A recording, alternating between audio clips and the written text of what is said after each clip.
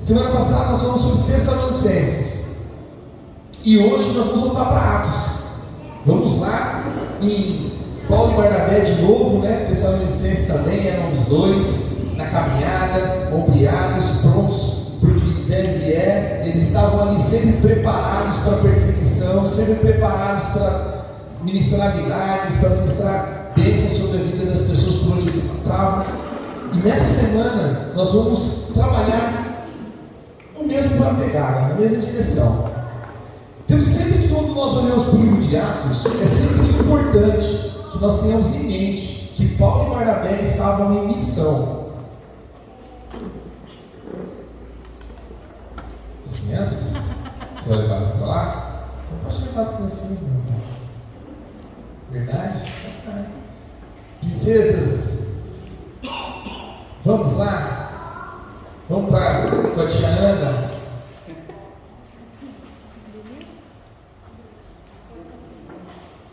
Se quiser ir junto, né? Se quiser ir junto, pode ir também. Isso. Você quer ir junto, Lu? Não?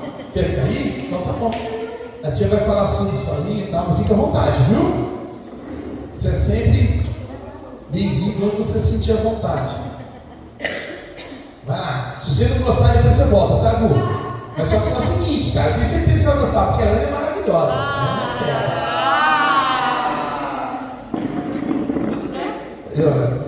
A Camila quer ir também, ó. Eu sou eternamente apaixonado, gente. O dia que nós entendemos isso, viu, homens? Que nós temos que estar eternamente apaixonados pelas nossas esposas. Vocês vão viver 20 anos com ela e todo dia vai ter festa. Você vai estar sempre apaixonado, né? Vai sempre evoluindo, preparado aí para o que Deus tem para você. E eu tenho uma missão de vida, eu quero chegar aos 70 anos, igual a Dona Flor de João, assim, ó, juntos. Isso para mim é missão de vida.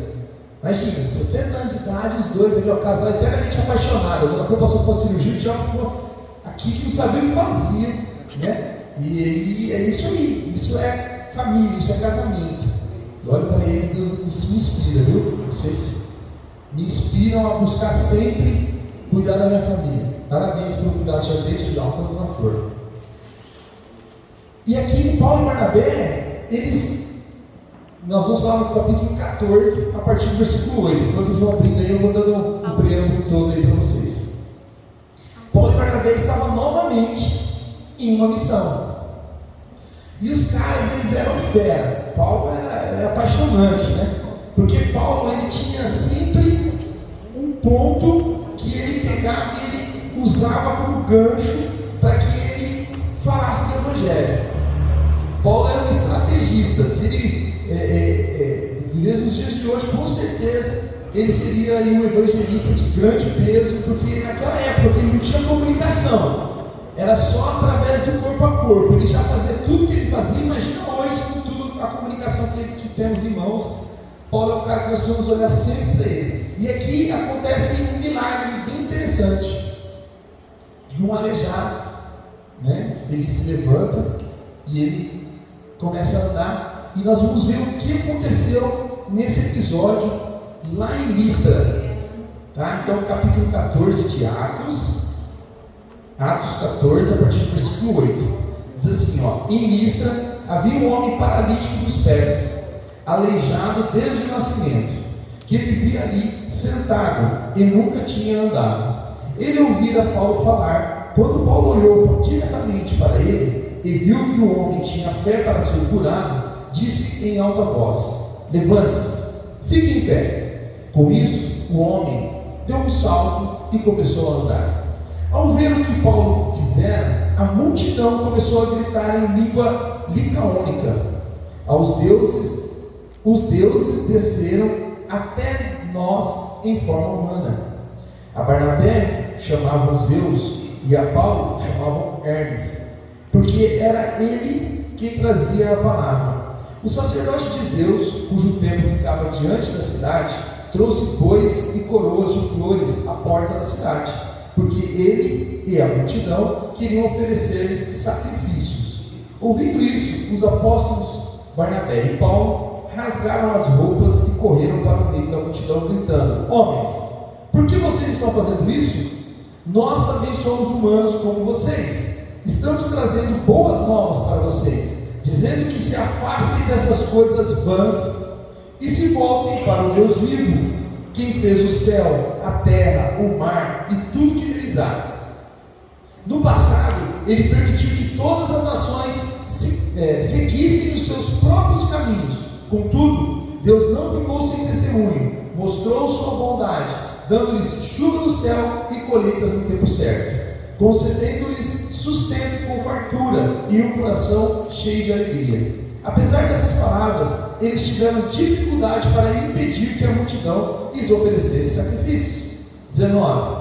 Então, alguns judeus chegaram de Antioquia e de Icônio e mudaram o ânimo das multidões. Apedrejaram Paulo e arrastaram para fora da cidade, pensando que estivesse morto. Mas, quando os discípulos se ajuntaram em volta de Paulo, ele se levantou e voltou à cidade. No dia seguinte, ele e Barnabé partiram para Derbe. Interessante, né? Em alguns versículos, Paulo e Barnabé foram de ovacionados a apedrejados. Paulo e Barnabé tinham uma missão clara: pregar o Evangelho. E para eles não tinham barreiras e não tinham fronteiras. Se a pessoa tinha problema de paralisia, aí eles se curavam, desde que ela tivesse fé. Fé em quem? Fé em Deus, não em Paulo e Barnabé. E aí nós precisamos estar muito atentos ao que acontece nos dias de hoje, como aconteceu nos dias de Paulo e Barnabé. As pessoas, elas invertem as posições e elas deixam de olhar para o líder como um homem que está para ser instrução para o povo e começam a olhar para ele como um Deus. E isso é um problema, porque o líder da igreja, a palavra diz que ele é um anjo para trazer a palavra à igreja, mas ele não é para ser adorado pela igreja. Ele tem o seu papel de trazer a palavra, de exortação e cuidado. Porém, a adoração é somente a Deus, ao único Deus. E Paulo e Barnabé procuram falar isso, mas estava difícil de dizer aquilo naquele momento. Por quê? Porque os caras estavam vendo um milagre, um paralítico de nascença, conhecido de toda aquela galera, andando. E nós temos milagre constantemente em nossas vidas.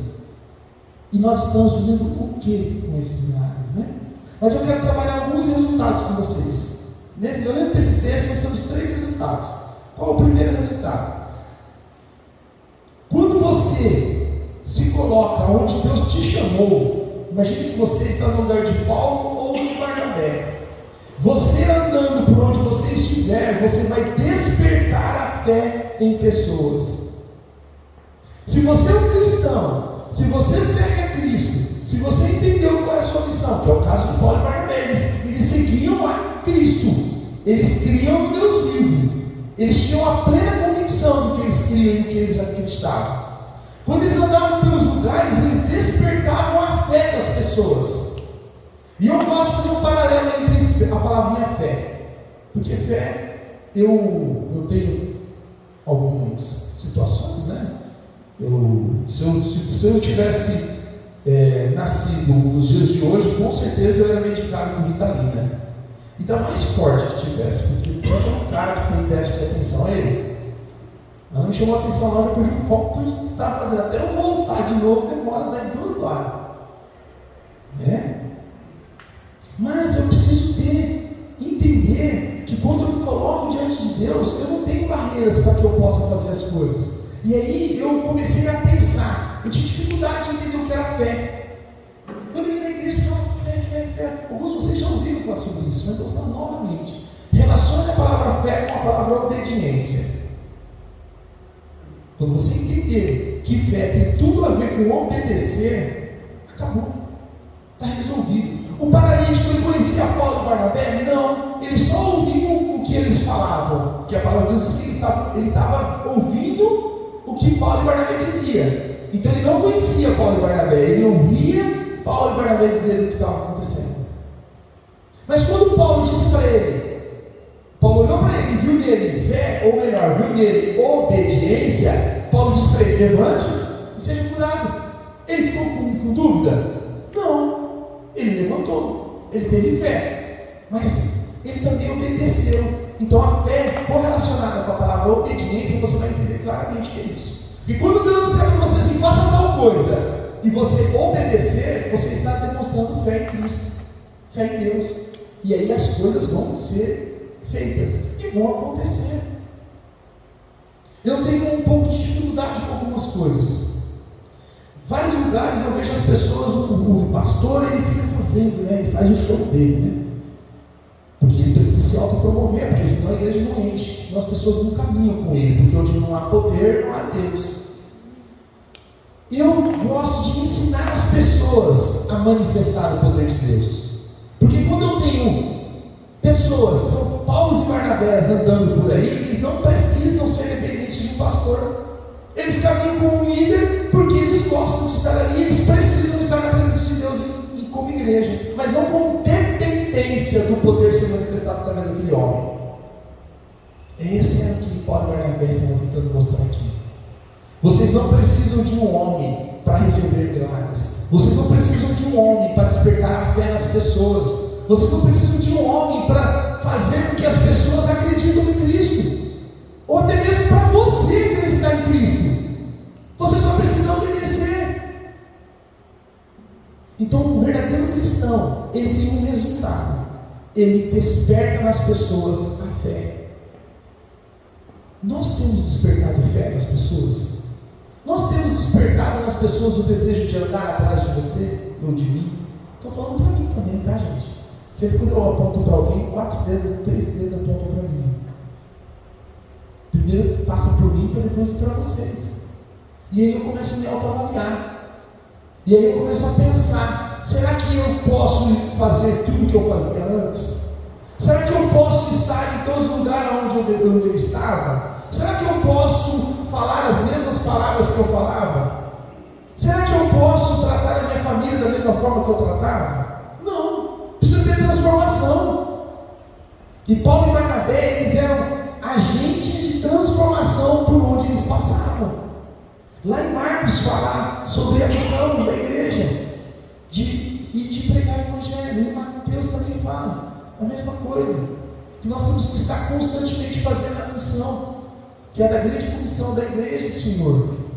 Nós somos a igreja do Senhor. Paulo e Barnabé é a igreja do Senhor. Se você olhar durante os 14 capítulos que nós estamos estudando, em todo momento Paulo e Barnabé faziam a missão. Os caras eram empenhados em ser missionários. E nós, no nosso trabalho, nós somos intencionais? Ou nós somos movidos pelo vento? Se alguém chega e faz, eu faço também. Se ninguém faz, eu me escondo. Eu sou crente 007, né? Eu digo que meu líder fala e eu sou a favor. Nós temos que ter a Bíblia na nossa mão constantemente, porque isso aqui é o desodorante do cristão, né? Isso aqui é o que identifica quem é crente e quem não é. Nós temos ido para os aplicativos, para os celulares. O celular é importante, é interessante em alguns momentos, mas a palavra de Deus, a folha, você ter um contato com a folha, ela traz um impacto diferente. Nós precisamos focar em algumas coisas. Precisamos ter claro, nós estamos tendo esse resultado na nossa vida como cristão? Nós despertamos fé nas pessoas? Segundo resultado, esse resultado ele tem um efeito contrário, tá? Você desperta nas pessoas a idolatria. O cara, quando ele começa a entender qual é o propósito dele diante de Deus, os sinais acompanham ele. Automaticamente, quando os sinais o acompanham, como Paulo e Barnabé acompanhou, as pessoas começam a querer idolatrar ele. Aí é um cuidado que devemos ter, de tirar de nós o foco e colocar em Cristo o foco. Foi o que Paulo e Barnabé fez lá, no versículo do 11 ao 18. Eles rapidamente correram no meio da galera, começaram a rasgar suas roupas para chamar a atenção. Eu, para tudo! Está tudo errado isso aqui. Eu sei que vocês são idólatras, eu sei que vocês gostam de se apegar a algumas coisas para poder ter a sua fé, mas acabou esse tempo, já era. Para de achar que a fé está em alguém ou em algo que você consegue pegar nesse microfone, num violão, numa pedra, ou numa mandinga. Para! A tua fé tem que estar em algo que ele é imutável, que você não consegue mensurar, você não consegue colocar dentro de uma uma caixinha. Nós temos aqui 2 caixas. Nós estamos dando para os nossos jovens nesse mês. Então nós queremos que eles tenham mais coisas do Espírito e apaguem as coisas da carne. Mas o Deus que nós servimos e cremos, Ele não cabe dentro dessa caixa. Aqui é apenas um ato de fé, para que você coloque o que você quer que seja apagado na sua vida e seja transformado. Nesse caso, potencializado, né? No outro, seja apagado. Mas as pessoas, elas querem pegar Deus e pôr numa caixa. Deus está aqui, ó. É só aqui que Deus faz. É só no horário tal, eu marco o horário com Deus, Deus tem que descer naquele lugar. Essa virou sempre macumba agora, né? Desce ali agora e eu bato a tambaca e aí acontece. Não! Com Deus não é assim. Com Deus é em tempo e fora de tempo. Com Deus é em todo o momento. Nós precisamos fazer o primeiro ponto, que é despertar fé nas pessoas. Mas quando as pessoas começarem a olhar para você e te tratar como alguém insubstituível, você precisa parar essa pessoa. E precisa dizer para ela: não, você está seguindo o cara errado. Nós temos que ter a ousadia de dizer para elas, olhar para a nossa vida, para que elas mudem, mas não para elas olhar para a nossa vida com o que nós somos o Deus dela. Porque as pessoas decepcionam pessoas. Se você olhar para um homem, ele vai te decepcionar em algum momento. Em algum momento. Nós temos aqui bastante pessoas velhas de igreja. Estive conversando com uma mulher essa semana. Ela falou assim para mim: Marcelo, eu tenho dificuldade de ir à igreja, porque eu já fui muito machucado com líderes de igreja. A igreja, ela é um lugar para que nós possamos se juntar, mas nós temos que ter consciência que ela é um hospital. Não tem nenhum superstar aqui ou perfeitão aqui. Todos nós estamos em transição e mudança na presença de Deus. Automaticamente, nós podemos nos frustrar uns com os outros. Porque você fazer algo que eu não gosto, eu vou fazer algo que você não gosta. E nesse momento pode haver a frustração. Mas se nós somos pessoas maduras e preparadas, nós vamos entender que aquilo que aconteceu naquele momento, para aquela pessoa comigo ou de mim para com ela, é um momento, não determina quem Deus é na vida dela ou na minha vida. Eu não posso transferir Deus para aquela situação. Pelo contrário, eu tenho que pegar aquela pessoa e levar para a presença de Deus para que ela possa acertar. A palavra diz que nós temos que exortar em amor, com cuidado, com cautela, para que a pessoa possa entender o que está acontecendo. Se você usar esse segundo resultado, que é despertar a idolatria nas pessoas de uma maneira errada, você vai ter pessoas a um monte ao seu lado. Mas você corre o risco de ter um problema terrível lá na frente, na presença de Deus. Porque Satanás, ele usa essa artimanha para derrubar grandes líderes, grandes pessoas que poderiam ser usadas tremendamente na presença de Deus. Mas ele começa a dar poder. As pessoas começam a olhar para ela, andar atrás dela, seguir a ela, e daqui a pouco ela perde a direção. Ponto. Acabou. E aí perde-se um monte de pessoas que estavam atrás daquela pessoa. Então por isso que eu falo constantemente, nós precisamos olhar para Cristo, nós vamos olhar para Deus, nós vamos seguir os sinais a qual Deus nos ensina, nós vamos estar buscando constantemente essa transformação e essa missão ser executada. Isso que Paulo faz e Barnabé faz, nós temos que reproduzir nos dias de hoje. Nós temos que olhar para as pessoas. Se você tiver fé e a pessoa também tiver fé, ou seja, se você obedecer Deus naquele momento que fala para você assim: olha para aquela pessoa procura, e você fizer isso, a pessoa vai ser curada. Segundo o nome de Jesus, na presença de Deus, vai ser curada. Eu creio nisso. Já experimentei muito disso na minha vida. Mas nós vamos tomar alguns cuidados. Sempre agora, mas sempre a Deus. Sempre. A galera está aqui, ó. A banda está aqui. Para eles poderem tocar aqui, nós temos que falar lá com a nossa liderança. Se o Rogério, a Rosa e a galera aí não tivesse testemunho, não podia estar aqui. Não estaria. Por quê? Porque músico é um problema se ele não entender qual é o papel dele diante de Deus. Porque ele começa a achar que ele é o cara. E aí ele tira o foco de Deus e coloca o foco nele. E aí pronto, acabou, perdeu. Como muitos aí vocês estão vendo aí, muitos músicos que estavam indo muito bem e de repente acabou-se tudo com a carreira do cara. Por quê? Porque o cara perdeu a essência, o cara perdeu o que Deus deu para ele. E Deus ele não quer adoradores que tenham uma boa voz ou um bom instrumental. Se você vê o que está acontecendo lá nos Estados Unidos, lá naquela faculdade, algumas pessoas foram para lá, chegaram lá e os caras batiam, o baterista não sabia bater direito a bateria, os caras não sabiam tocar direito a música. Os caras que estão tocando, os jovens que estão tocando lá hoje, não são os músicos de qualidade, mas Deus está usando aquela galera, porque eles estavam na presença de Deus, eles buscaram a Deus, e o avivamento ele é de dentro para fora, ele não é de fora para dentro. Para que haja um avivamento, você precisa ser avivado, você precisa ser transformado. Paulo e Barnabé avivavam aquela época, porque eles eram transformados pelo Espírito Santo. E onde passavam, eles curavam pessoas. E nós achamos que o avivamento é um ajuntamento de pessoas falando por horas em línguas. Não! Avivamento é quando você vai para a tua casa e tua casa é transformada. Quando você vai para a tua comunidade é transformada. Quando você olha para as pessoas fazem diferença para você, porque você se preocupa com elas. E tem coisa para fazer nessa cidade. Tem coisa para fazer. O Lucas mesmo, ó, lá no fundo tem um projeto aqui no SEAS, aqui, ó, fantástico com crianças. De 40 a 50 crianças fácil ali. É moleza? Não. Mas é o propósito de vida dele. Não tem status. Pelo contrário, tem trabalho. Mas ele está fazendo o que Deus está mandando ele fazer. Se ele for luz para aquelas crianças, ele vai ter uma geração transformada lá na frente. É disso que Deus está falando aqui, ó. Mas aquelas crianças não podem olhar para ele como Deus, tem que olhar para ele como um homem que está ali se prontificando a cuidar e orientá-los. Aí a bênção acontece. Que eu conheço, eu tenho certeza que é isso que ele faz lá. É disso que nós estamos falando.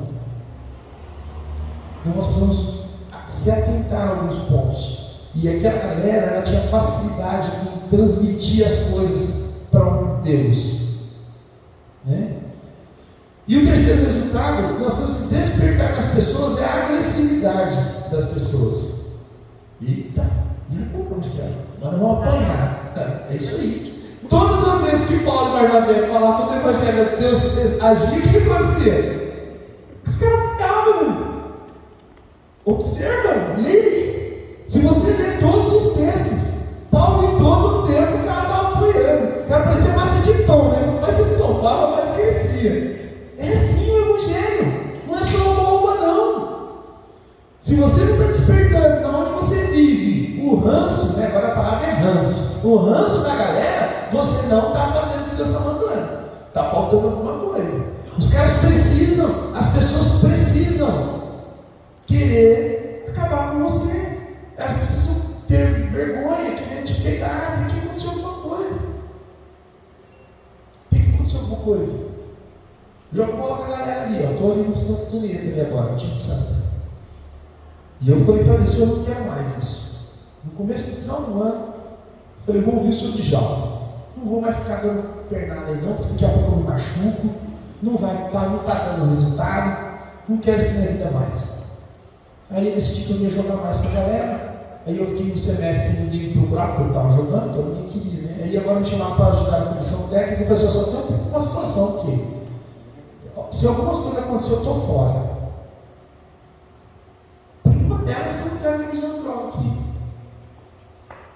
Tem um cara que vem com o pico na boca lá, coloca no banco. O cara é o cara do time, vai ficar no banco e vai ficar fora, vai tirar fora. Os caras não mostram muito da gente. Mas eu não mostro que o cara tem que ter mudança de vida, não está errado. Senão o que eu vou falar? O pastor lá está tomando café da tarde com os caras. Eles falam que é o café da tarde. Né? Não posso. A gente tem que mudar o ambiente onde a gente está inserido. Convidei o pessoal para vir lá, não vieram. Sabe, eu vou dar uma saboada. Porque se não é para estar comigo, eu não vou estar com eles. É uma troca. Por isso significa que eu não estou mudando ninguém. Então eu vou ficar. Eu não tenho que ir lá fazer algo para o meu prazer. Tem que ser para Cristo. E Paulo e Barnabé, se olhar lá para o versículo 19 e 20, aconteceu algo bem interessante. Então, alguns judeus chegaram de Antioquia e de Icônio e mudaram o ânimo das multidões. Cara, aquela galera que estava ali, eles não estavam enxergando, eles queriam mais é que Paulo e Barnabé continuassem fazendo o que estavam fazendo.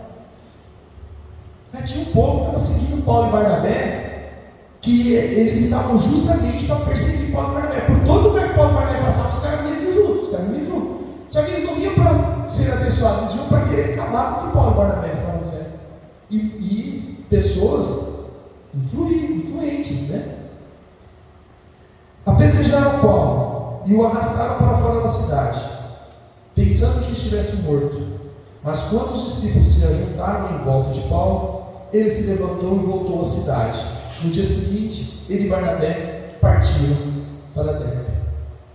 O cara foi apedrejado somente. Ele não queria a glória, porque na verdade era o que tinha que ser. Não é para a glória dele, é para a glória de Deus. E aí tem uma galera que estava incomodada com o que ele estava fazendo no meio da igreja, porque ele estava atrapalhando o judaísmo. Ele estava convertendo as pessoas do judaísmo para o cristianismo. Então o judaísmo estava perdendo a sua popularidade. O judaísmo já não era mais aquela sensação do momento. Agora a sensação do momento era Paulo e Barnabé. Por onde eles passavam, eles eram os caras. E eles tinham que acabar com aquele cara. E eles fizeram algumas coisas em algumas cidades e não deu certo. Por último eles apedrejaram Paulo. Falou, agora que acaba a brincadeira. Não. Enquanto Deus não disser acabou, não acabou. Enquanto Deus não disser que acabou para você, não acabou, irmão. Não acabou. Se você acha que você está morto, ainda não morreu, ainda não é a tua hora, você está respirando. Você precisa voltar a sonhar. Você precisa voltar a sair desse meio vegetativo, de que as pessoas só estão acabando com você e tem que ganhar uma sobrevida e ir para cima. Para de achar que acabou para você. Para de achar que ninguém se importa. Para de achar que você é um coitadinho. Para de mimimi. Para de falar do teu passado e falar do teu futuro.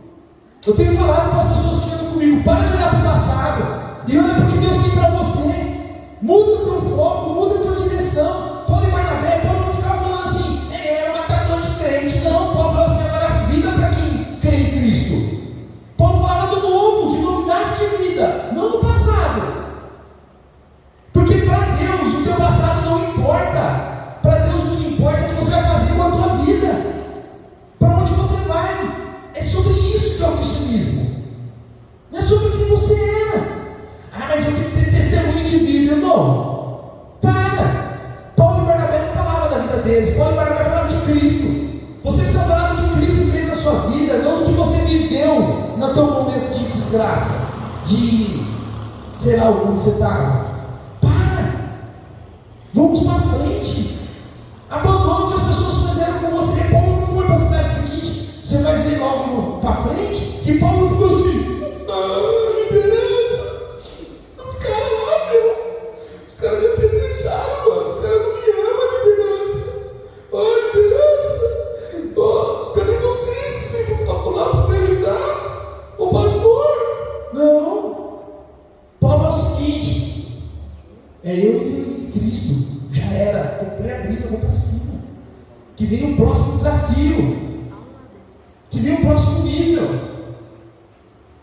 Quando falaram assim, vai lá para o seu planeta, vamos ver o que vai acontecer lá. Eu não perguntei o que eles iam me oferecer. Eu só olhei para Deus e falei, se o senhor quer de mim, então eu vou. Ah, mas como vai ser? Vai ter momentos, se o senhor olhar para a vida de Moisés, teve momentos que ele levantou o cajado e mais certinho ele passou sequinho. Mas teve momentos que ele teve que molhar os pés nas águas. Vai ter momentos que vai doer. Paulo, a mesma coisa. Tem momento que foi de boa, vai ter momento que o cara vai ser preso. Mas ele vai continuar escrevendo cartas e mandando, exortando as igrejas. E nós estamos prontos para quando todo mundo da sua família olhar para você e dizer assim, você é uma careta, você é um bitolado. Você olhar e falar assim, não, eu sei para onde eu estou indo, eu sei qual é o meu chamado, eu sei o que Deus quer para a minha vida. Se você não está pronto para isso, você não entendeu o que é cristianismo. Se nós precisamos, eu sou um cara, apesar de não parecer, mas eu sou um cara muito emotivo também. Sou um cara que tem um lado emocional.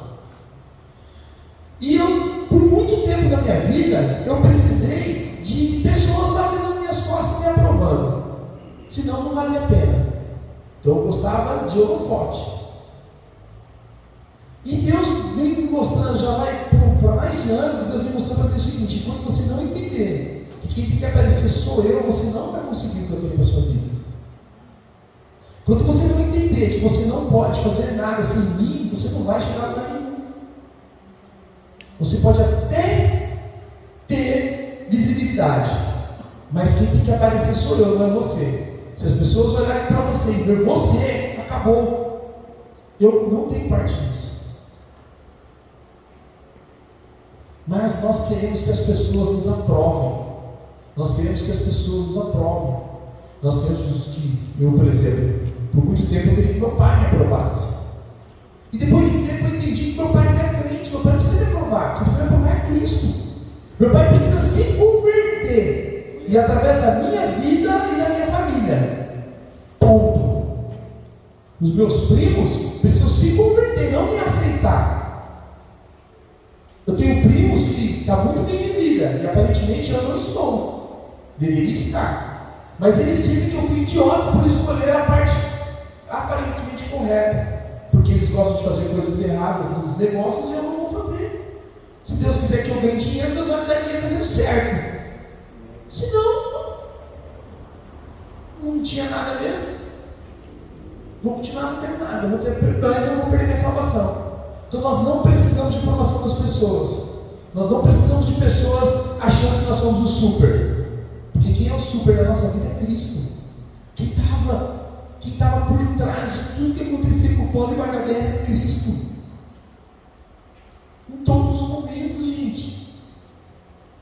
Então nós precisamos olhar para esse texto e ver que há solução. Se você está paralisado em algum momento da sua vida, há tempo de você levantar e andar. Se você perdeu em algum ponto o foco do que Cristo tem para você, hoje é o momento de você levantar e sair andando. Se você não entendeu que você não é o superstar, e quem é o superstar é Cristo, hoje é o momento de mudança. E se você ainda não entendeu que as pessoas precisam te odiar, você ainda precisa se converter também.